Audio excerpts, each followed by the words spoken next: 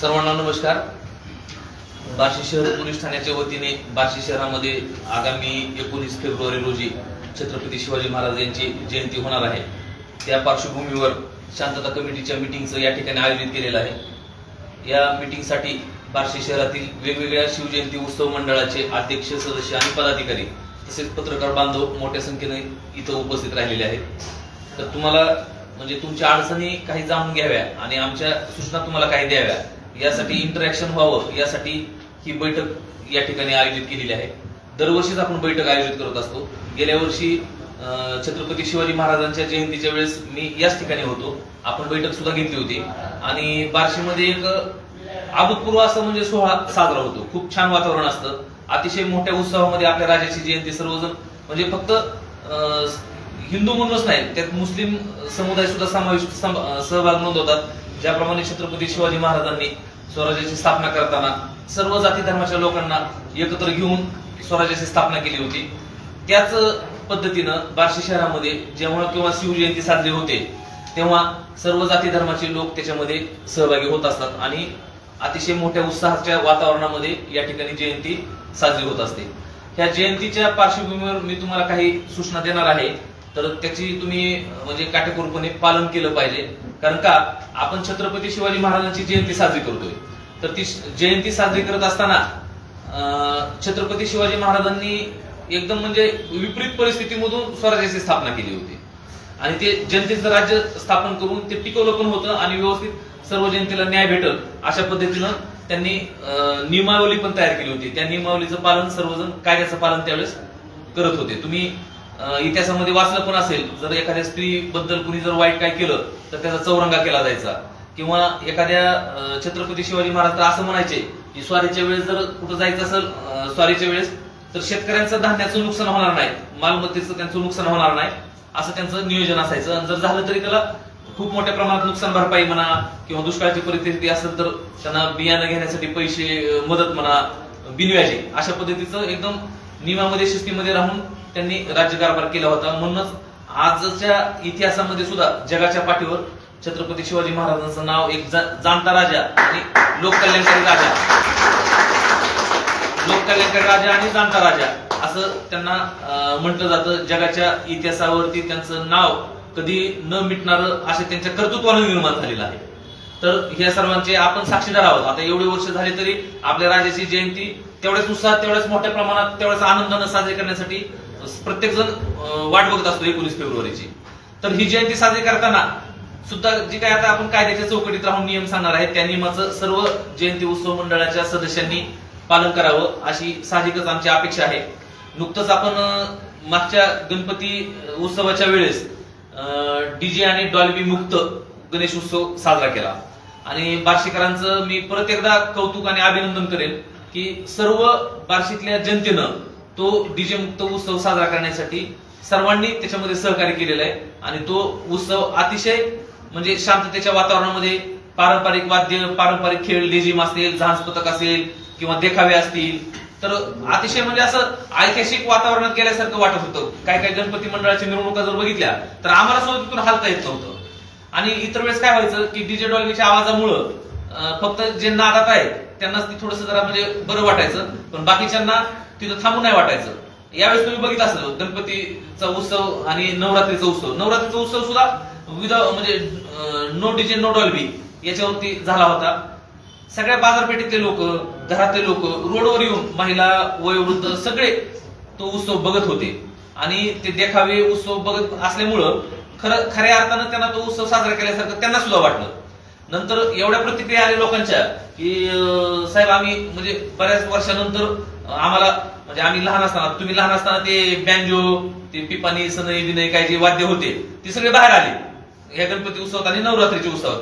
तर ते म्हणजे आता जे 45, 50 किंवा 60, 70 वयाचे जे लोक आहेत ते सगळे म्हणले की आम्हाला आमच्या लहानपणीची आठवण यायला लागली, कारण त्यावेळेस तीच वाद्य होते। मग अशा पद्धतीचं वातावरण एकंदर बार्शीमध्ये झालेलं आहे आणि तेव्हापासून म्हणजे प्रशासनानं सुद्धा ठरवलं होतं की no DJ no Dolby, Ganpati उत्सव ते गणपती उत्सव म्हणजे कंप्लीट 1 वर्षाचा कालावधी, त्याच्यामध्ये येणारे मग सगळे सण उत्सव असतील तर नो डीजे नो डॉल्बी असे साजरे होणार।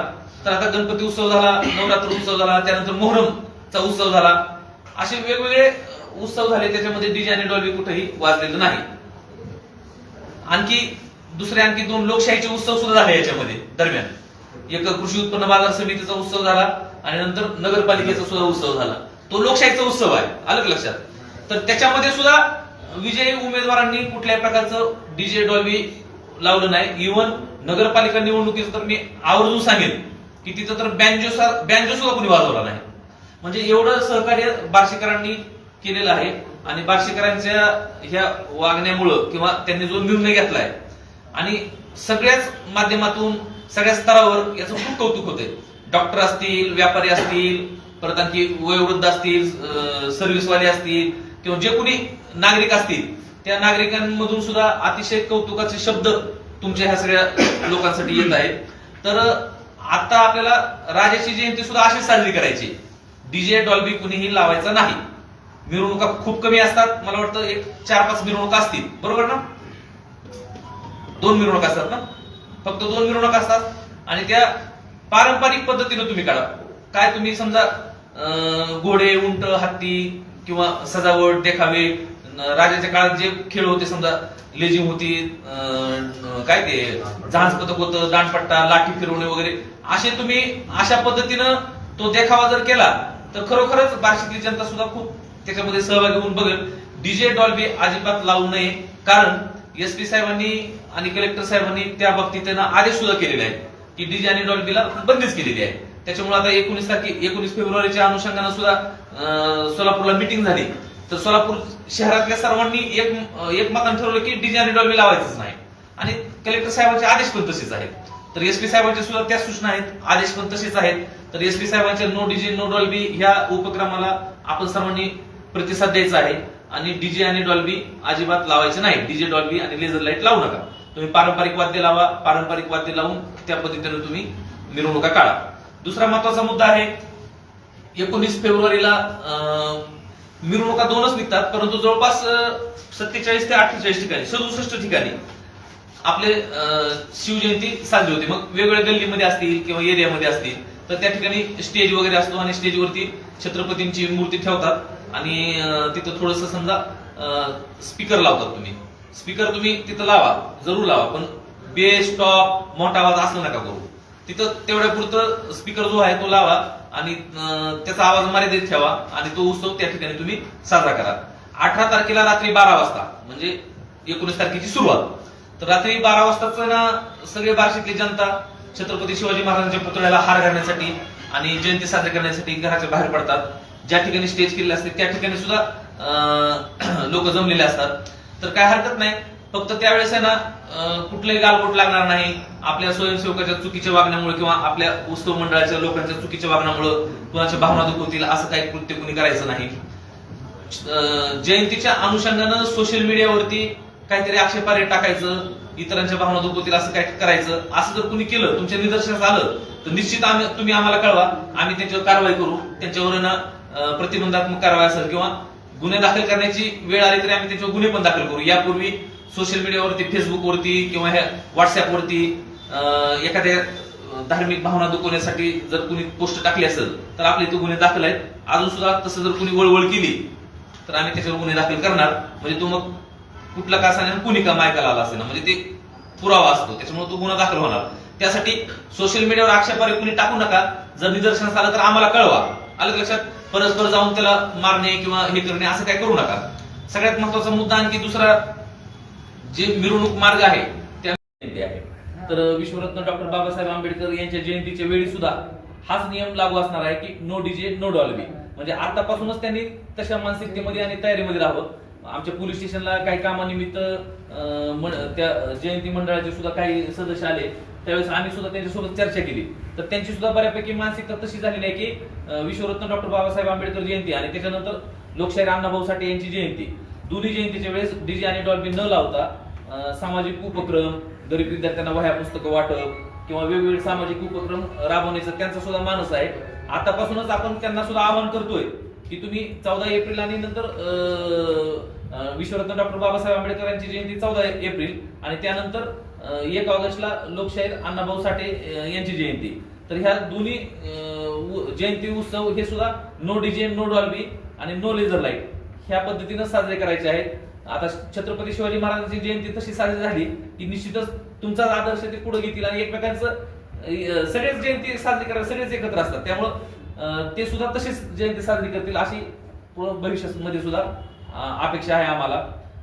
तर आता त्यांनी आपले राऊत आहेत, खूप चांगले आहेत. त्यांनी राजविजय क्रीडा मंडळाचे ते सांस्कृतिक मंडळ आणि क्रीडा मंडळ आहे त्यांचं रक्तदान शिबिर म्हणा किंवा वेगवेगळे उपक्रम राबवत असतात. गेल्या वर्षी सुद्धा छत्रपती शिवाजी महाराजांच्या जयंतीच्या वेळेस आम्ही त्या ठिकाणी गेलो होतो आणि ज्या ठिकाणी जयंतीचे कार्यक्रम असतात काही काही सदस्य आम्हाला बोलवतात, अध्यक्ष वगैरे बोलतात, साहेब या ठिकाणी असा कार्यक्रम आहे तुम्ही या, तर आम्ही सुद्धा आवर्जून येत असतो. आणि निश्चितच गेल्या वर्षीच्या कार्यक्रमावरून मी आताच तरी सांगू शकतो की खूप छान असे उपक्रम राबवले जातात. कुठेही कायद्याचं उल्लंघन केलं जात नाही, म्हणजे कायदा कुठेही मोडला जात नाही. त्याबद्दल सर्वांचं मी अभिनंदन करेन, कौतुक करेन.